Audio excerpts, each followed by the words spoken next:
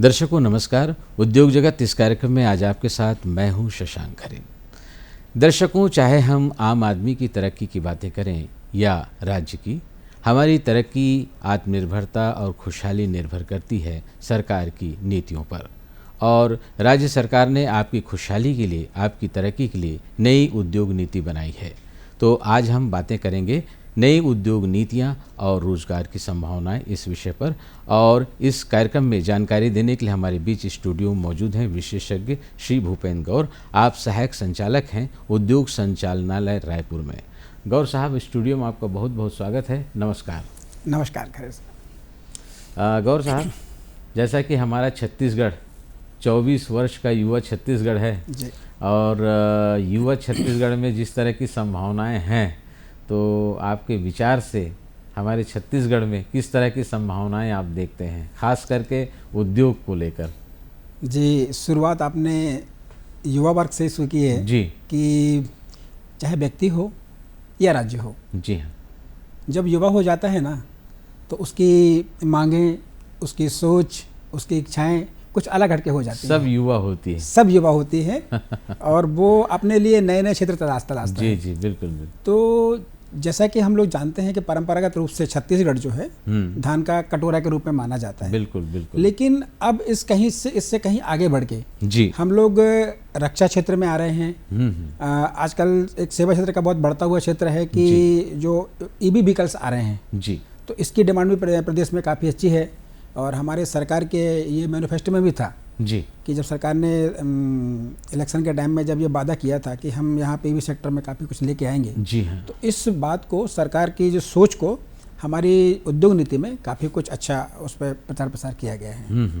तो ये कुछ ऐसे क्षेत्र हैं जिन नवीन क्षेत्रों की तरफ हम लोग जा रहे हैं जी और प्रबल संभावनाएं बढ़ती जा रही हैं। जी। जैसे जैसे युवा हो रहा है प्रदेश, वैसे वैसे उस युवा तरनाई की तरफ हम लोग बढ़ रहे हैं। क्या बात है। गौर साहब, अभी सरकार ने नई उद्योग नीति बनाई है, तो हमारे जो दर्शक हैं उनको बताएंगे कि राज्य सरकार की नई उद्योग नीति क्या है?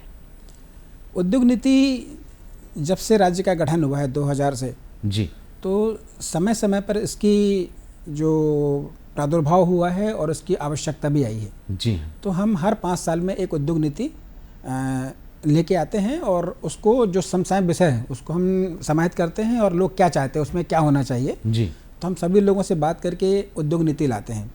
उद्योग नीति से तात्पर्य ये है कि प्रदेश की जो सरकार है जी, वो उद्योगों को सहायता देने में किस तरह से एक अपना विचार रखती है, कैसे सहायता देने का प्रयास करती है, ये सब एक नीति के तहत उसमें वर्णित किया जाता है। तो उसे ही हम उद्योग नीति के रूप में जानते हैं। अच्छा जी। जैसे वर्तमान में जो उद्योग नीति है उसकी अवधि क्या है, क्या थी, और नई उद्योग नीति जो लागू हुई है उसकी आवश्यकता क्यों पड़ी, इस संबंध में कुछ हमारे दर्शकों को बताएंगे? जी, वर्तमान में जो हमारी नीति अभी लागू हुई है जी, ये 1 नवंबर 2024 से प्रभावी हुई और इसकी जो अवधि है वो 31 मार्च 2030 तक रहेगी। अच्छा। तो पहली बार हमारी नीति है जो 5 साल से कुछ ज़्यादा अवधि के लिए हटके बनी है। इसके पहले जो हमारी नीतियाँ रही थी वो पहले 2001 से लेकर 2006 तक बना था, लेकिन उसको बीच में रिवाइज करना पड़ा और वो 2004 से लेकर 2009 तक रही जी। उसके बाद 2009 से 14 तक रही और 2009 से लेकर 14 तक और 14 के बाद 19 तक रही। 19 के बाद अब जब हम आगे बढ़ गए हैं, हमारी नीति 24 अक्टूबर में समाप्त हो गई है, तो ये नई नीति आई, हमारी 6वीं नीति है ये। और इन नीतियों में निश्चित रूप से नई नीति लाने का उद्देश्य यही होता है कि पिछली चीज़ों में हम किस बात को चूक गए या कुछ और जो मांगे थी उसको हम समाप्त नहीं कर पाए। तो उन मांगों को हमने इस बार बहुत विस्तृत स्तर पे हमने जो प्रदेश के अर्थव्यवस्था में जो लोग सहायक होते हैं जी, उन लोगों से हमने काफ़ी बात की, उन लोगों से हमने सुझाव भी लिए कि आप क्या चाहते हैं। क्योंकि नीति का जो लाने का उद्देश्य जो होता है निवेशकों के लाभ के लिए, प्रदेश की अर्थव्यवस्था को बढ़ाने के लिए होता है।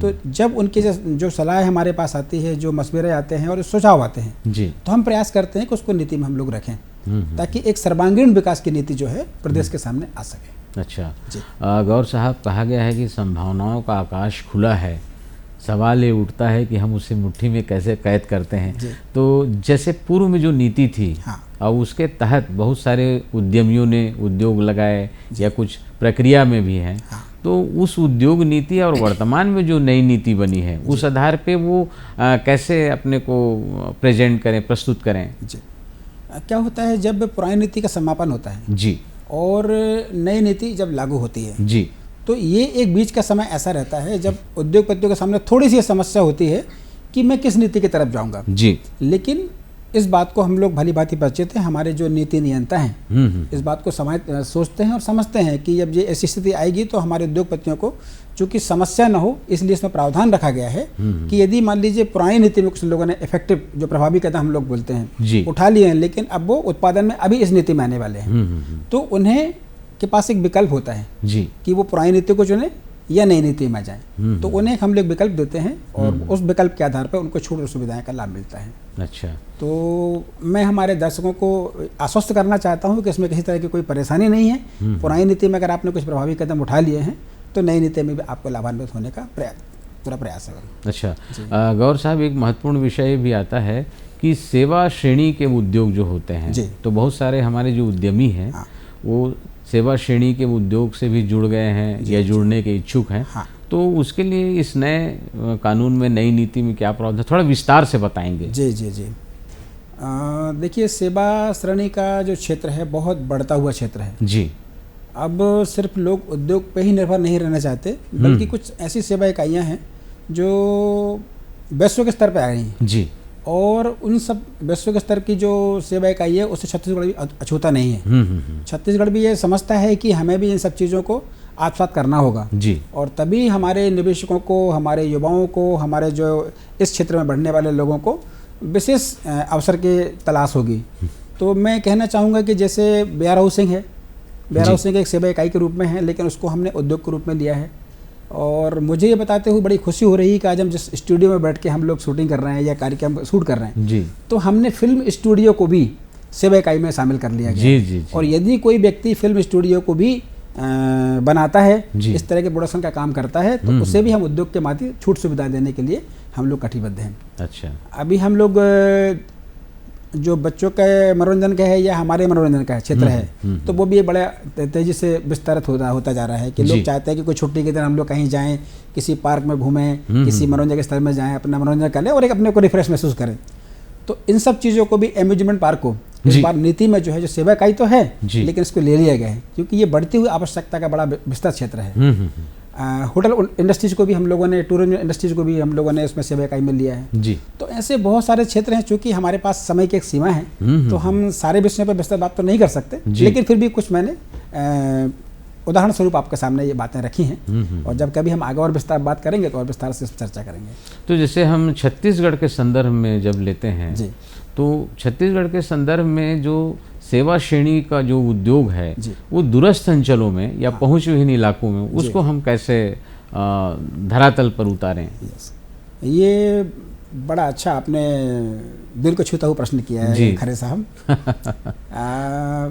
सरकार भी इस बात को लेके सोच रखती है जी, और हमने क्या होता है कि जैसे रायपुर जी हाँ, रायपुर जो है प्रदेश का राजधानी भी है और बहुत विकसित क्षेत्र भी है, बहुत विकसित है ना, लेकिन आपने दूरस्थ अंचलों की जो बात की है तो निश्चित रूप से ये बड़ी सोच में आती है कि उन स्थलों का क्या होगा, वहाँ पे कैसे करेंगे काम।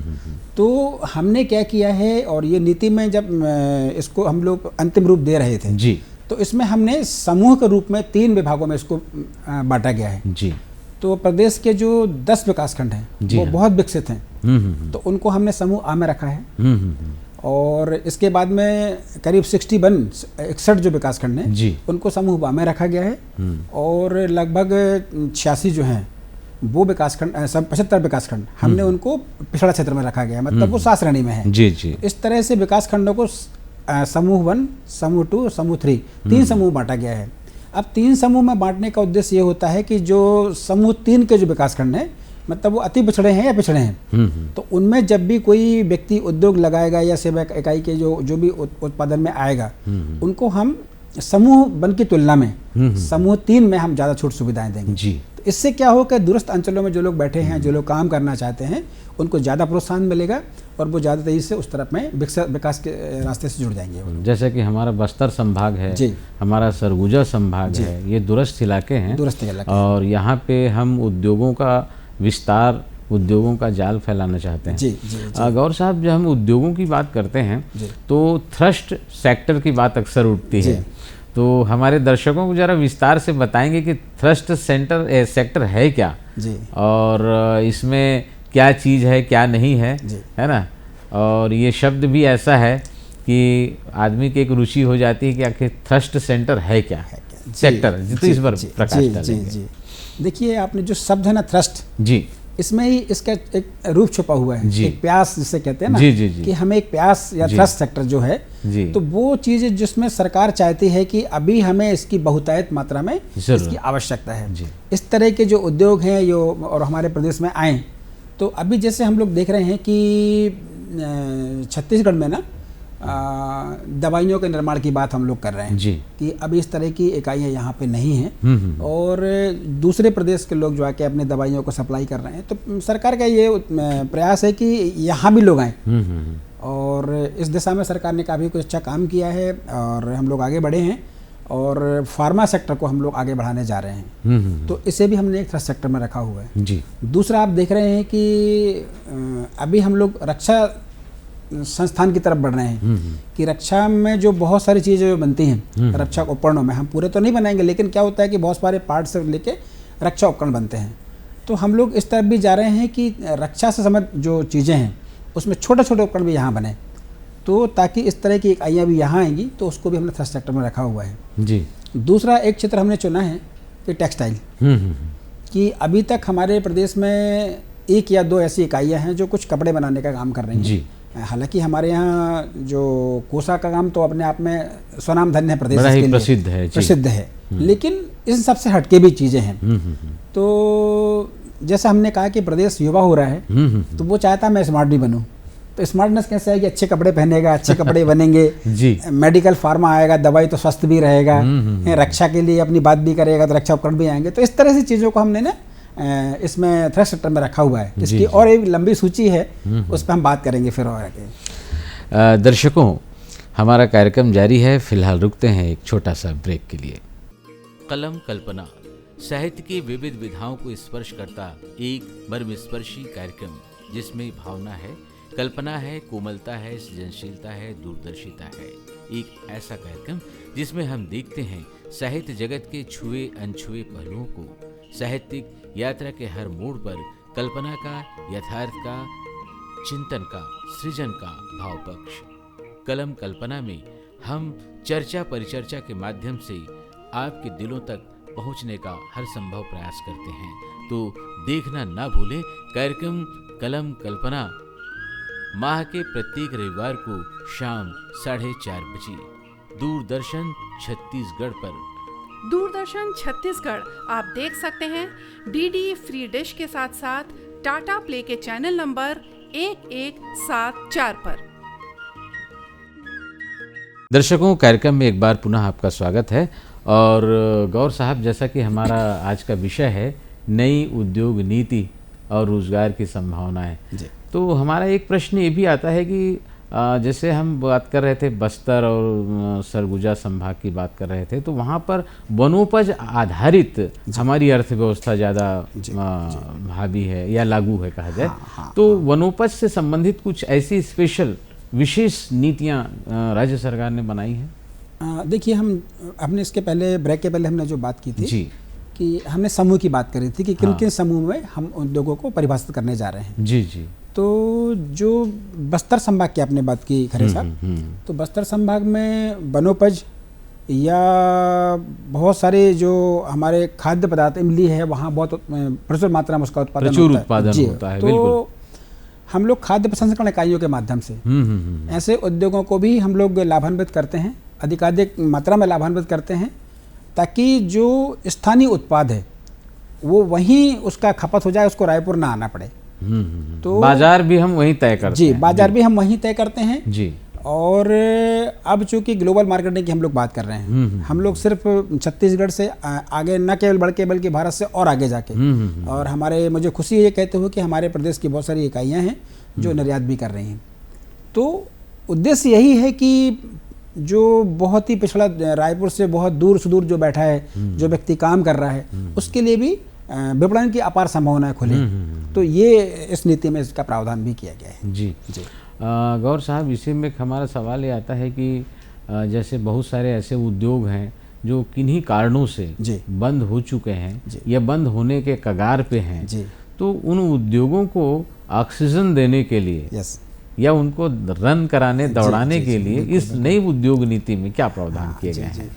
ये थोड़ा विस्तार से बताएंगे। जी जी जी जी ये खरे साहब एक ऐसा प्रश्न है जी जिस पे हमारे जो पूर्व उद्योगपति हैं, जी जिन्होंने इस बात को महसूस किया है हम्म कि बहुत सारे कारणों की वजह से बहुत सारे उद्योग बंद हो जाते हैं। हम्म उसमें या तो तकनीकी समस्या हो या आर्थिक पक्ष पहलू हो या फिर विपणन की समस्या हो जी या कच्चे माल ना मिलने की समस्या हो। जी तो इस बारे में सरकार ने बहुत गहन विचार किया है कि यार हम नए उद्योगों के लिए तो हम लगातार उनको छूट सुविधाएं दे रहे हैं, उनके आगे बढ़ाने की बात कर रहे हैं, जी लेकिन जो हमारे जो पुराने साथी थे जिन्होंने उद्योग लगाया, प्रदेश में इन्वेस्टमेंट भी किया, किन्हीं कारणों से अगर वो नहीं चल पा रहे साथ में, जी तो हम उनके बारे में क्या सोचें। तो सरकार ने इस बात को बड़ी गंभीरता से विचार करने के बाद में जी इस नीति में ये प्रावधान किया है कि हम ऐसे उद्योग जो बीमार हो गए हैं या बंद हो गए हैं, उनके पुनर्वास के लिए हम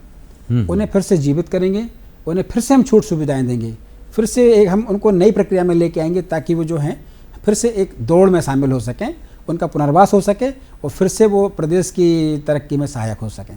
तो उनको आर्थिक सहायता के रूप में जैसे ऋण वगैरह लेना है, लोन वगैरह लेना है, तो उसके लिए कुछ स्पेशल प्रावधान कुछ? जी जी बिल्कुल प्रावधान करेंगे। उसमें सबसे पहले तो क्या होगा कि उस उद्योग का पूरा विश्लेषण करने के बाद में कि वो किन वजह से बंद हुआ, तो उसमें एक सर्टिफिकेट उसको जारी होता है, एक बीमार बंद इकाई का प्रमाण पत्र जारी होता है। जी जब वो प्रमाण पत्र जारी हो जाता है तो जैसे हम नई उद्योग वाले को, स्थापना वाले को हम छूट सुविधा देते हैं, उसके बाद हम फिर से उसको पुनर्जीवित करने के लिए फिर से वही छूट सुविधा उसको दोबारा देने का प्रयास करते हैं। अच्छा, तो इसमें छोटा उद्योग, बड़ा उद्योग, मध्यम उद्योग, ऐसा कुछ वर्गीकरण होता है? जी जी बिल्कुल बिल्कुल। उसमें हम सभी तरह के उद्योगों को हम शामिल करते हैं। अच्छा। चाहे स्मॉल इंडस्ट्रीज हो, मीडियम हो या लार्ज इंडस्ट्रीज हो, उसको सरकार ने अलग अलग पैकेज की तरह उनको इसमें सम्मिलित किया हुआ है नीति में। अच्छा जी इसी में गौर साहब एक सवाल ये भी आता है, हम उद्योग तो लगाते हैं और हम सरकार की जो नीतियाँ बनती हैं वो तो पूरे राज्य के लिए बनती जी। हैं और राज्य में सरकार चाहती है कि एक साथ सर्वांगीण विकास हो जी और कोई भी इलाका पिछड़े ना रहे।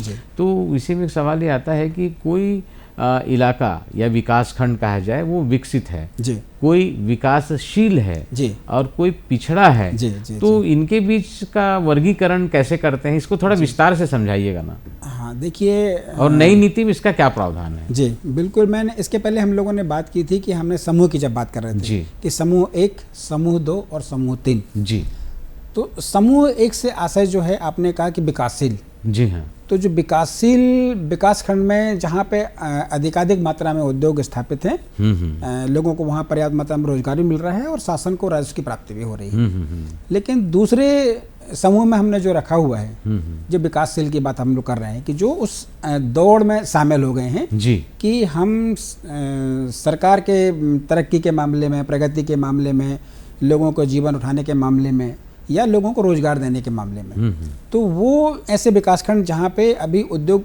आ रहे हैं जी या उस तरफ लोगों का रुझान जा रहा है कि हम इन उद्योगों, यहाँ पे चूंकि रायपुर में तो अब हर व्यक्ति को संभव नहीं कि हम उनको जमीन दे पाएं, तो अब वो इसलिए हमने समूह 12 रखा है कि वहाँ पे थोड़ी सी सुविधाएं ज़्यादा दे रहे हैं।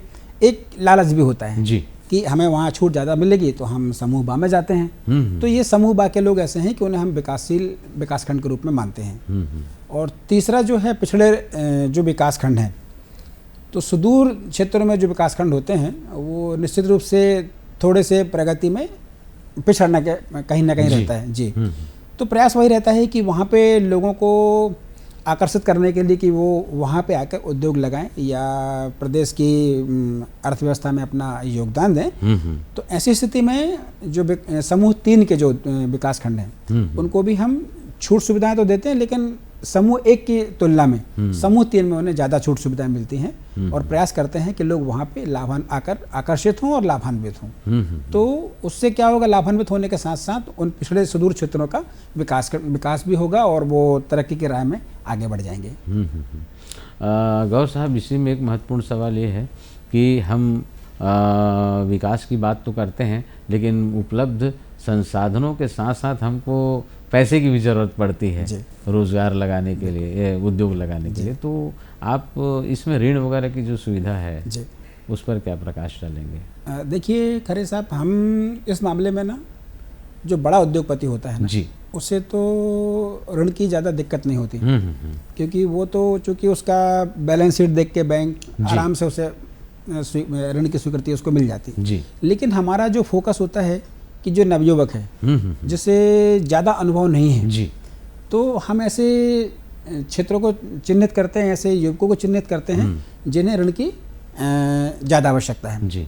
तो सरकार ने भी इस बारे में सोचा है और एक छत्तीसगढ़ उद्यम क्रांति जी नाम की योजना हम लोग बहुत जल्द लेके आ रहे हैं। इसमें हम लोगों ने नीति में इसका प्रोविजन भी किया है, लेकिन अभी थोड़ा सा उसमें जो आवश्यक अनुमतियां हैं वो वित्त विभाग से मिलने वाली हैं।